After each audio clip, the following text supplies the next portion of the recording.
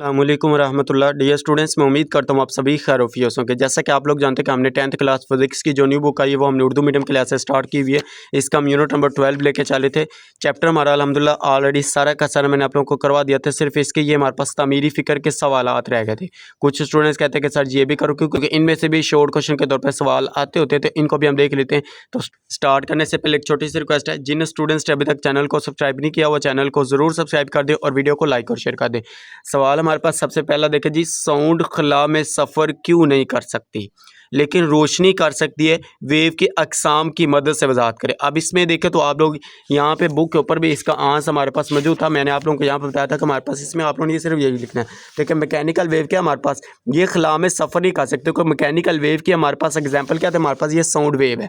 Sound wave, उसने sound पूछा ना, तो इसीलिए हम कह सकते हैं कि मैकेनिकल वेव हमारे पास क्या खला में सफ़र नहीं कर सकती। उसके बाद इलेक्ट्रोमैग्नेटिक वेव क्यों सफ़र कर सकते हो? कोई इसके मिसाल देखें तो हमारे पास क्या रोशनी है। इसी वजह से उसने कहा कि हमारे पास इसकी वजाहत करें। फिर आप लोगों ने ये प्रॉपर एक लाइन कहाँ से ये वाला आप लोगों ने लिख देना है कि यहाँ से आप देखें साउंड वेव मैकेनिकल वेव्स हैं जिनको एक जगह से दूसरी जगह सफ़र करने के लिए मीडियम की ज़रूरत होती है। साउंड वेव क्या हमारे पास मैकेनिकल वेव है जिनको एक जगह से दूसरी जगह मीडियम में सफ़र करने की जरूरत है। खला में क्या होता है? मीडियम नहीं होता। इसीलिए हमारे पास क्या है, यहाँ पे कहता है मीडियम की ज़रूरत होना ज़रूरी है। जबकि रोशनी वेव्स एक इलेक्ट्रोमैग्नेटिक वेव्स में से गुजर सकती है। तो यहाँ तक आप लोगों ने इसका ये आंसर लिख देना है, तो आप लोगों को इसके 2 नंबर मिल जाएंगे। ये इतना को हमारे पास इसका आंसर है, ये आप लोगों ने निकाल लेना है। उसके बाद दूसरा सवाल हमारे पास जी, एक तालिब इल्म रस्सी के एक सिरे को हिलाता है और गौर से देखता है कि वेव आगे बढ़ती है। ये कौन सी वेव है और इसके पार्टिकल्स कैसे हरकत करते हैं? अब इसमें देखें तो मैंने आप लोगों को यहाँ पे इस तरह से हमारे पास ट्रांसफर वेव जो थी, ये हमारे पास ट्रांसफर वेव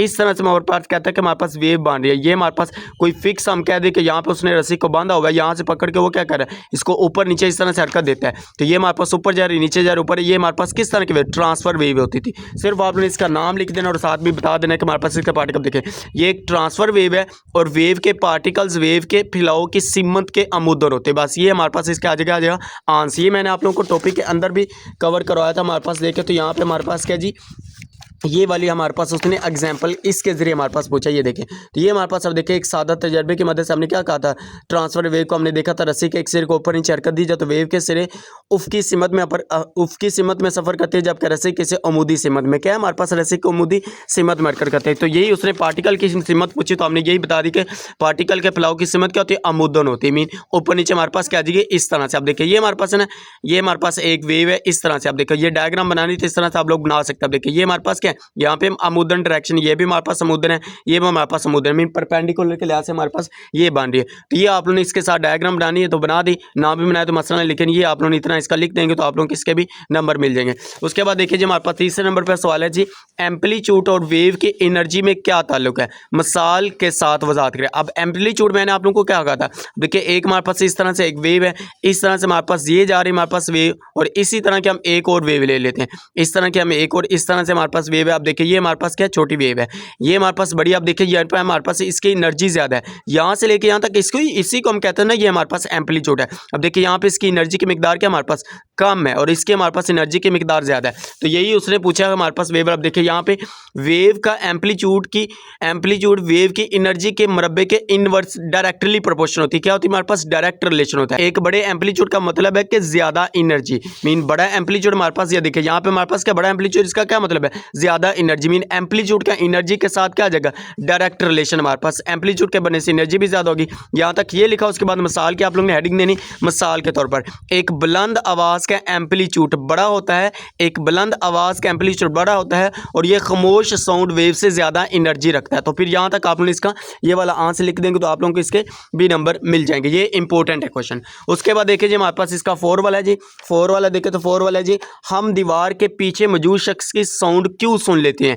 डिफ्रैक्शन के हवाले से वजाहत करें। अब देखिए यहाँ पे मैंने आप लोगों को डिफ्रैक्शन वाले टॉपिक के अंदर भी यहाँ पे ये वाली मिसाल मैंने आप लोगों को किसके बता देंगे, अगर कोई शख्स दीवार के पीछे से बात कर रहा हो तो फिर भी हम इसकी आवाज़ सुन लेते हैं, क्योंकि साउंड वेव की वेवलेंथ ज़्यादा होती है और ये किनारों से मुड़ कर भी आगे सफ़र कर लेती है। इसीलिए आवाज़ हमें बगैर सीधे रास्ते के भी पहुंच जाती है। तो ये वाला आप लोग ने आंसर लिखना है, ये लिख लें या आप लोग ज़्यादा बेस्ट लिखना चाहते तो एक लाइन का ये वाला आंसर आप देखें, हम दीवार के पीछे मौजूद शख्स की साउंड डिफ्रैक्शन की वजह से सुन लेते हैं। ये तो ऊपर उसने कहा डिफ्रैक्शन के जरिए आपने एक्सप्लेन करने वजाहत करनी है, तो यही हमने कहा डिफ्रैक्शन की वजह से सुन लेते हैं।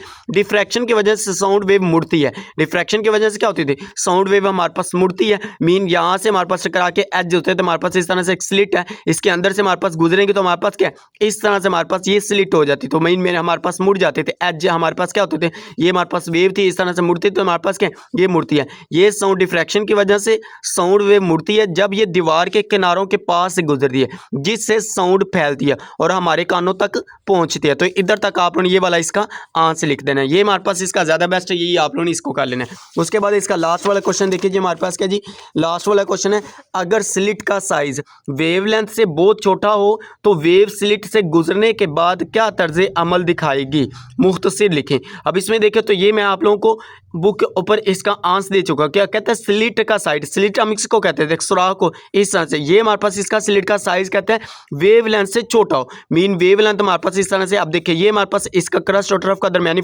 ये फासला हमारे पास बड़ा, और ये जो हमारे पास सुराख है ये बहुत छोटा है, इस तरह से कह लें हमारे पास ये उसने सुराख छोड़ा हुआ है और साथ में ये वेव है, यहाँ पे गुजरेंगे तो हमारे पास क्या है, ये हमारे पास क्लियरली वाज़ है, इस तरह से कर्व शेप बनती होती थी।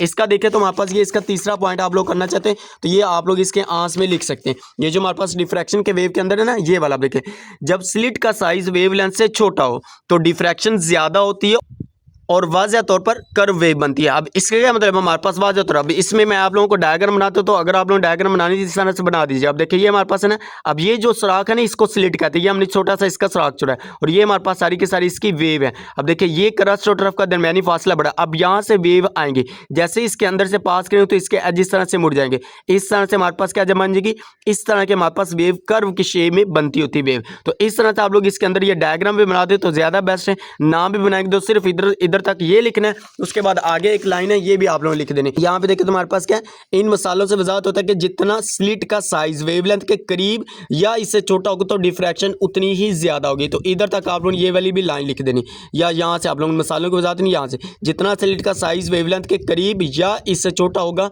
तो डिफ्रैक्शन इतनी ज्यादा होगी। इधर तक ये वाला लिखना है, ये लिखने या ये वाला आप लोगों ने लिखना है, ये थोड़ा सा ज्यादा लेंथी है, मैं तो आप लोगों को बुक वाला कर लें तो ज्यादा बेस्ट है। अब इसमें देखिए यहाँ पे जब कोई वेव किसी ऐसी स्लिट से गुजरती है जिसका साइज वेवलेंथ से बहुत छोटा होता है तो वेव इस स्लिट से गुजरने के बाद तमाम सिमतों में फैल जाती है, इस रुझान को डिफ्रैक्शन कहा जाता है। ये तो मैंने अब डिफ्रैक्शन की तारीफ है। वेवलेंथ के मुकाबले में स्लिट जितना छोटा होगा वेव इतनी ही ज्यादा फैलेगी। अब लास्ट वाला लाइन यहाँ पे बुक में देखो तो यही उसने लिखी है कि जितना साइज के करीब होगी इससे छोटा होगा तो डिफ्रैक्शन इतनी ज्यादा होगी, यही बुक वो आप लोगों को बता रही है। तो यही मैंने आप लोगों को यहाँ पे बताया। देखें अगर वेवलेंथ के मुकाबले में स्लिट बहुत ज्यादा छोटी हो तो वेव्स बुनियादी तौर पर बाहर निकलते हुए कर्व बनती होती है, मीन कर्व वेव्स बनती होती है। किस तरह के अब इसमें देखिए जैसे कि मैंने आप लोगों को ये डायग्राम बनाते हैं, देखिए ये हमारे पास के ये कर्व शेप में है, तो ये हमारे पास आप लोग इसके साथ डायग्राम बनाना चाहते हैं तो बना लें, अदरवाइज आप लोग इतना लिख देंगे तो आप लोगों को इसके भी पूरे नंबर मिल जाएंगे। ये थे हमारे पास जी तमीरी फिक्र के सवाल, ये भी मैंने आप लोगों को करवा दिए, मशक मैंने कंप्लीट करवा दी, इसके MCQs भी करवा दिए, मुख्तसर सवाल, तमीरी सवाल और तफसीली सवाल, साथ में इसके हिसाबी सवाल मीन न्यूमेरिकल। एक एक चीज़ मैंने आप लोगों को टॉपिक वाइज आप लोगों को कंसेप्ट के लिहाज से एक एक चीज़ करवाई है। उसके बाद हम इंशाल्लाह इसका नेक्स्ट वाला टॉपिक, नेक्स्ट वाला चैप्टर हमारे पास साउंड, ये वाला आप लोगों को स्टार्ट करवाएंगे। इसका भी आप लोगों को कंसेप्ट के लिहाज से एक एक चीज़ हम इसको भी डिस्कस करेंगे। उम्मीद करते हैं आप लोगों को वीडियो अच्छी लगी है। अगर वीडियो अच्छी लगी तो वीडियो को लाइक और शेयर ज़रूर कीजिएगा। चैनल को ऊपर नहीं होते चैनल को भी सब्सक्राइब ज़रूर कीजिएगा। ओके जी, मिलती है नेक्स्ट वीडियो में, दुआओं में ज़रूर याद रखिएगा। अल्लाह हाफिज़, thanks for watching this video.